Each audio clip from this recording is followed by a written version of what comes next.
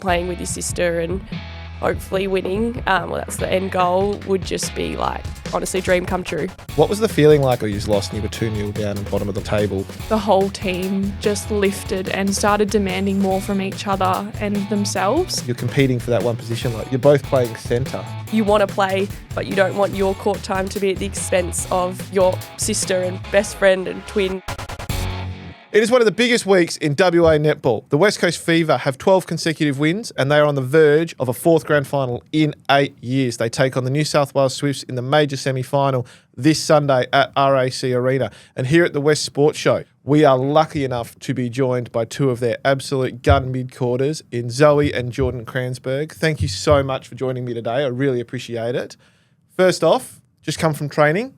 How's it been? How's the vibe of the group at the moment? How are we feeling? Yeah, vibes are high. I think obviously coming off a win of the weekend's obviously nice, but I think it just kind of feels like another week, just straight back into a normal training session. Everyone's maybe pushing each other a little bit extra today, but yeah, it's just another kind of back into business and prepare for the Sunday game.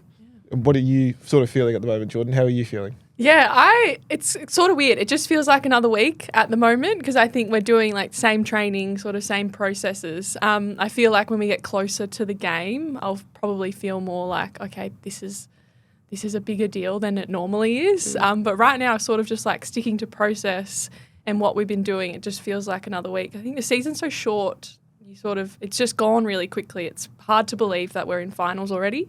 But yeah, just really excited, but sort of staying focused on what we're going to do in the next few days to get ourselves ready to perform. So I'll get to this season soon. I kind of want to go back though. So Zoe, you arrived first in WA in 2022 from Melbourne. What brought you to the West Coast Fever as a training partner initially? Yeah, so I kind of was wanting to get out of Victoria. I think we were there when COVID happened, so it was not great at all, and I was just kind of like, I need a change. I'd applied for uni over here, and then one of my coaches from Victoria, she knew Dan, so I didn't even ask, she gave him a call and then got a call from Dan, and he was basically just like, we'd be interested in having you as a training partner.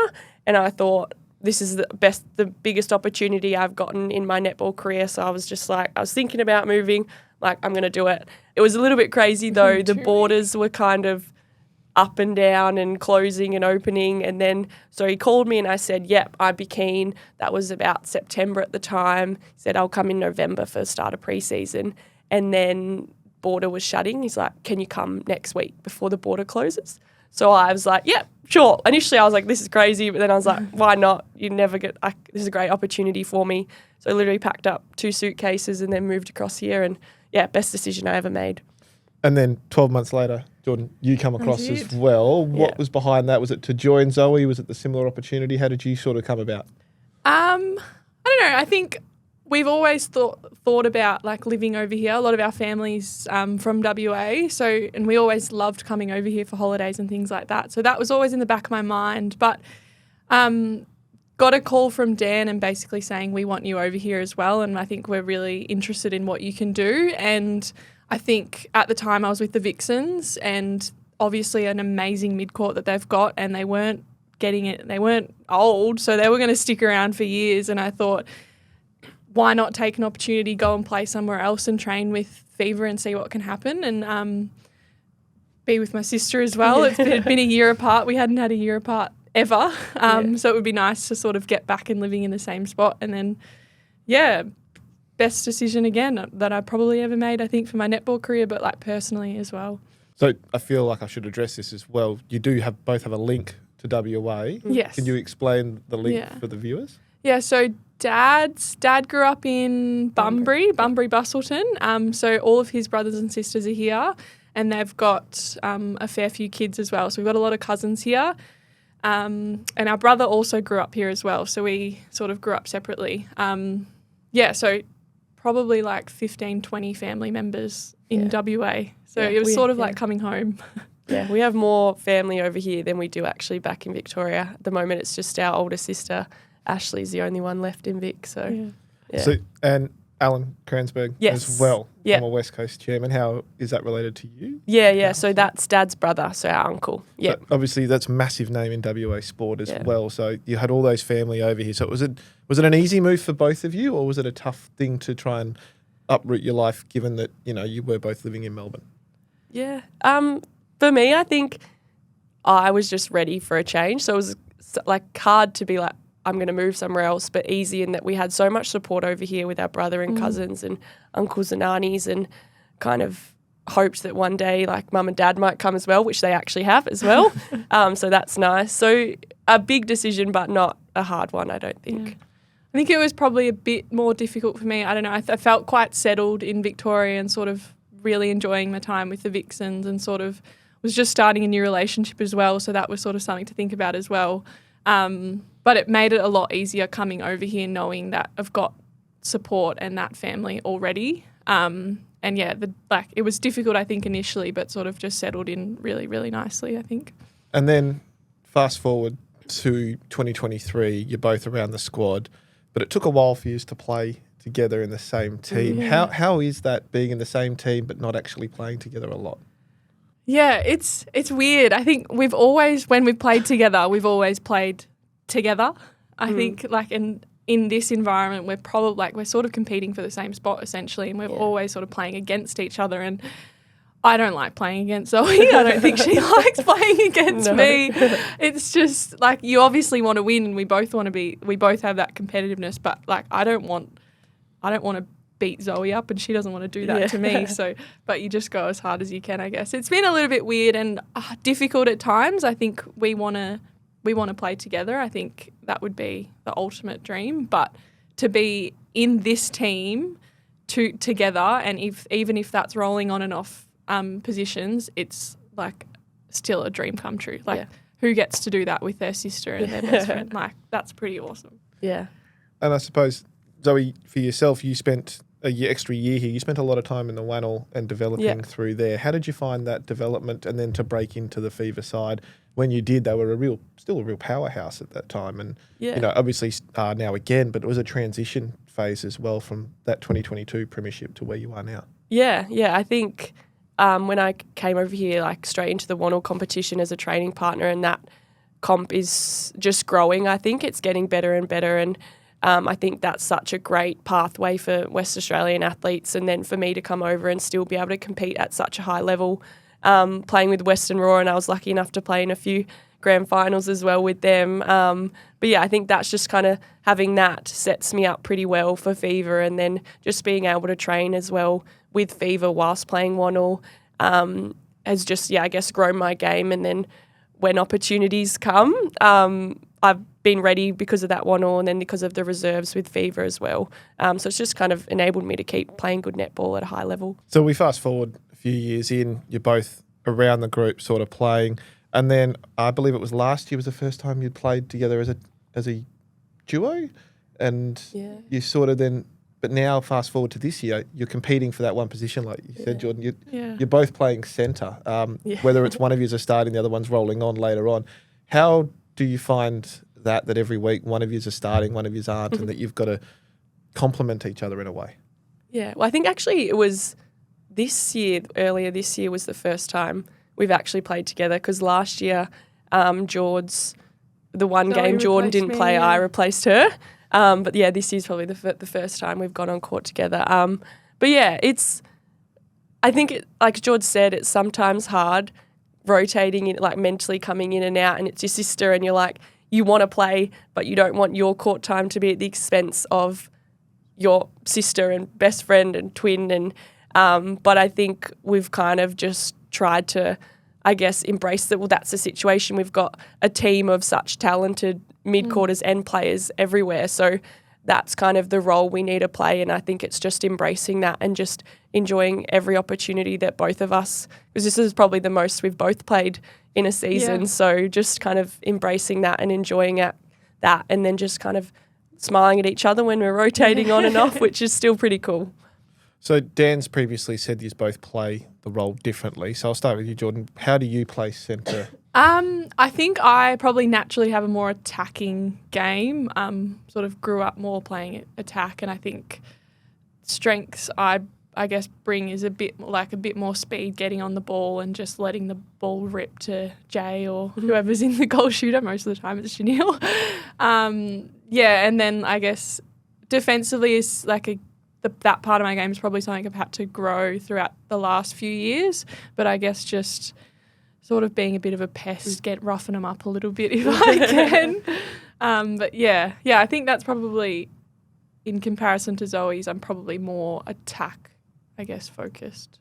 And then Zoe, when you come on, what are your strengths that you bring to the side that's different from Jordan? Yeah, I think, I feel like I'm just a reliable mid-quarter. I like to think I don't turn the ball over a lot and kind of just get out there and just do my job. So I think it's probably a little bit less of, which I'm working on, a little bit less of like get on the ball quick, which I need to do more, but it's more like reading the space and filling when I need to and just entering when I need to, and then defensively just trying to be a little bit, not so much, I feel like I'm less of a pest than George is, but just kind of getting in the contest and kind of getting on that one-on-one lockdown, and I think like that's a big strength of mine as well.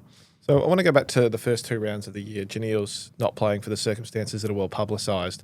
And as a team, you don't start the year really well. What was the feeling like after that game against the Swifts where you lost and you were 2-0 down and bottom of the table? Obviously, Janelle coming back was in the back of your minds as a unit, but how were you feeling at that point of the year when the finals looked a long way off, let alone a major semi-final and possibly a premiership? Yeah, I think we were talking about this the other day, and a lot of us don't really remember the game, especially against the Swifts. I think the round 2 against Firebirds is something that I think is quite clear. And after the game, we had a really good discussion post game, but then also like into review the next week. Just like we want to be better than we are performing, and we know that we can be. But what are we going to do to change that? Because I think we just sort of thought it would just work and it would just happen. And we were probably a little bit complacent in like, we're just going to figure it out. But we sort of realise it's not just, we're not just going to figure it out. We've got to do something. What are we going to do? What do we need to shift in that environment? What do we need from each other? And I think like we did a really good job as a team to discuss that, but also like individually as players. I think everyone was really accountable for like, what do I need to do better? And obviously, I guess it helped having Janelle back after round 3. But I just feel like the whole team just lifted and started demanding more from each other and themselves. And I think that was sort of the shift I think I saw from round 2 to 3. We just like, let's just go for it and be courageous. And if you're not getting what you need from someone, just let them know. And I think that's been the shift. And then I suppose, so fast forward now to the finals, how do you reflect on those 12 consecutive wins to get to this point where you are top of the table and a win away from a grand final? Yeah, I think it's hard like reflecting back on it because we just take it week by week. I think like every game we kind of went into being like, this is a must win, this is a must win, this is a must win. Like they're all such important games. I think last week was the first time where if we won or lost, it wouldn't change our ladder position. So I think it was just that. And then kind of going into finals, it's just, you just develop a lot of confidence knowing we've come up against everyone and been able to play some pretty good netball, and just kind of taking that into the week and just being like, if we play well, I think we can beat anyone. So we just got to take that into Sunday. So a question for both of you. Obviously, this weekend is first and foremost a major semi-final, beating the Swifts before you can even think about a grand final. But what would it be like to play alongside your twin in a grand final and possibly win a premiership?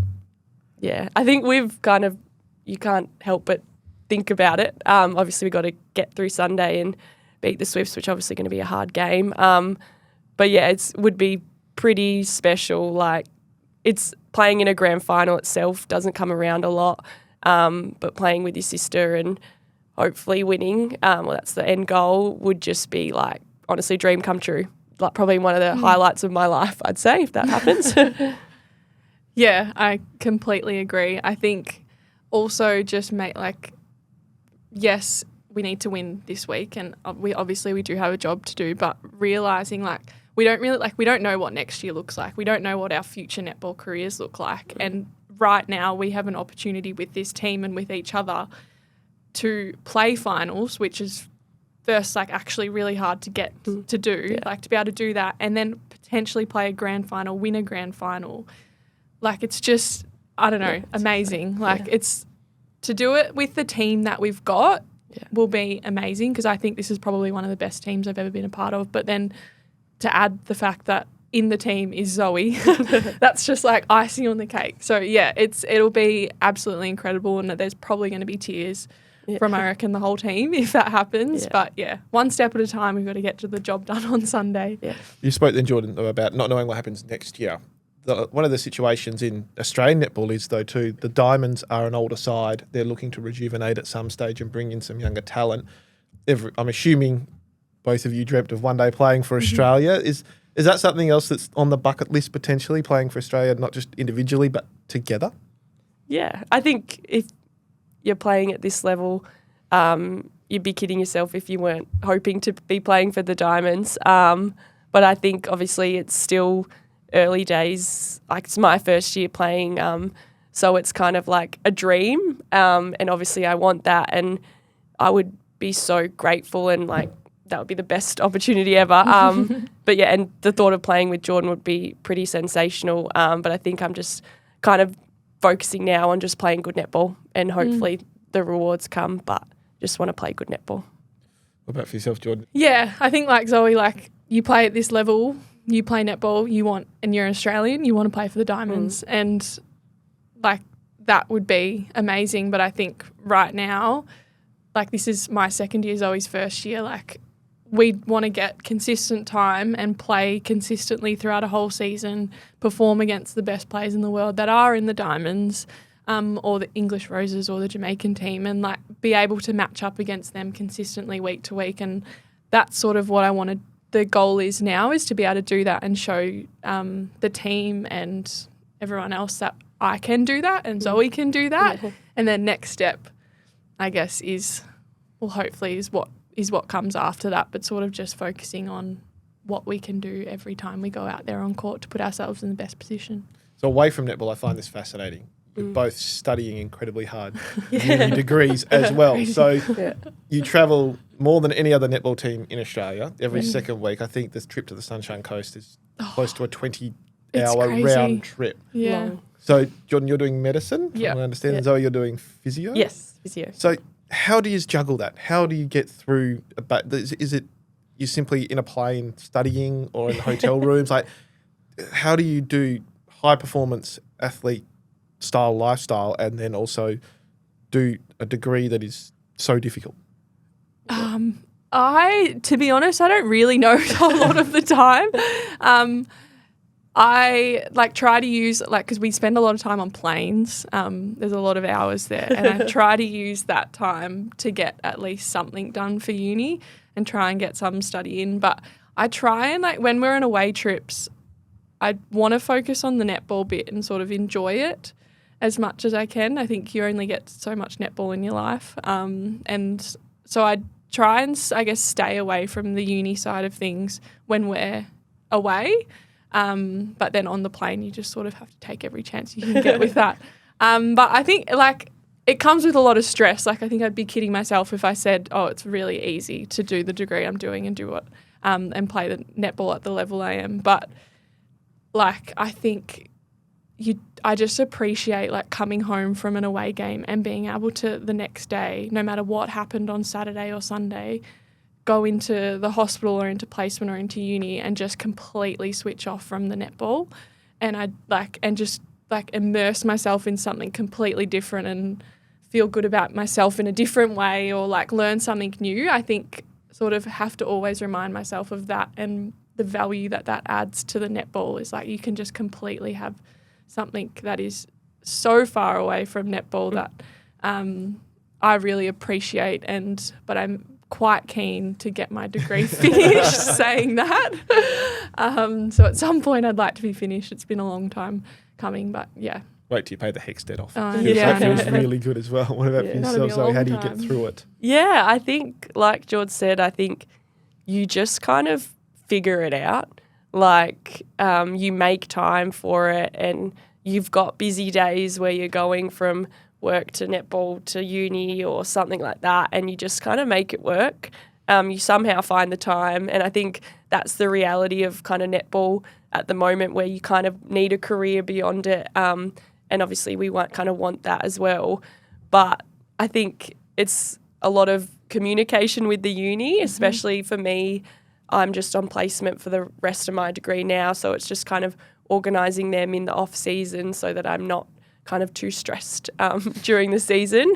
But yeah, so a lot of communication, but it's just kind of you manage to figure it out somehow. And there's a few sacrifices that you might miss a few things, but it's kind of just, figuring it out somehow. And then I suppose final question. Have you ever played a trick on Dan Ryan as being twins? Have you done something to him? Because he can be a serious guy. He can also be a funny guy depending on his mood. Have you ever tried to pull a trick on him or something like that, being twins? Have we ever done it? We're actually, I think, too nice in this. We try. We never do any tricks. I think he's definitely said the wrong name a few times. Yeah. Sometimes I wear my hair in a plait because Zoe always wears a plait, and then I just get called Zoe all the time. So it's the joke's on me, not anyone else. No, well, thank you so much for joining me today, and good luck against the Swifts this weekend in the major semi-final. Hopefully it's an absolute sellout. Hopefully it's a 13th consecutive win, and the next time you step on court after that is at John Cain Arena in a fortnight's time, less than a fortnight's time after that, in the Super Netball Grand Final, which will be just outstanding. So good luck to you both. Thank you so much for coming in today. This was the West Sports Show. We're brought to you by Tab Touch. Got the touch? Download the Tab Touch app today. Chances are you're about to lose. For free and confidential support, visit gamblinghelponline.org.au. Remember, you can watch or listen to this podcast on YouTube Music. Leave us a rating and a review, and don't forget to follow this podcast so you don't miss an episode. And we'll be back on Thursday with the West Sports Show with myself and Glenn Quartermain.